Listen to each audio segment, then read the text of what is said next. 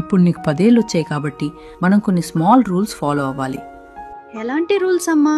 మొదటిది, నువ్వు ఏడవడం వల్ల అన్నీ సాల్వ్ కావు. ఏదైనా ప్రాబ్లం ఉంటే క్లియర్ది చెప్పాలి, ఏడ్చి సాధించకూడదు. That is called communication. రెండవది, నీ హోంవర్క్ నువ్వే చేసుకోవాలి, వేరే వాళ్ళ మీద డిపెండ్ అవ్వకూడదు. నీకేమైనా డౌట్స్ వస్తే హెల్ప్ అడగాలి. That is independence. మూడవది, బొమ్మలతో ఆడుకున్న తర్వాత వాటిని ఎక్కడ తీసావో అక్కడే పెట్టాలి. That is being organised. నాలుగవది, బ్యాడ్ వర్డ్స్ అస్సలు వాడకూడదు. That shows respect.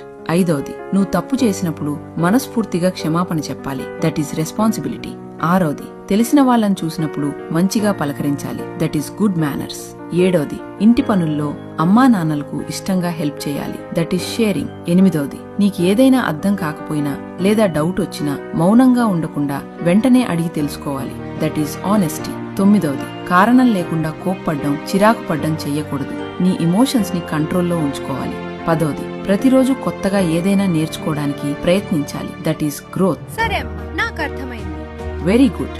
ఇవాళ ఈ రూల్స్ స్ట్రిక్ట్ గా అనిపించొచ్చు, కానీ రేపు మీ పిల్లల భవిష్యత్తుకు ఇవి చాలా అవసరం. బాల్యంలో నేర్పే క్రమశిక్షణే జీవితంలో బలంగా మారుతుంది. ఈ చిన్న పాఠాలు గొప్ప జీవితాలను తీర్చిదిద్దగలవు. ఈ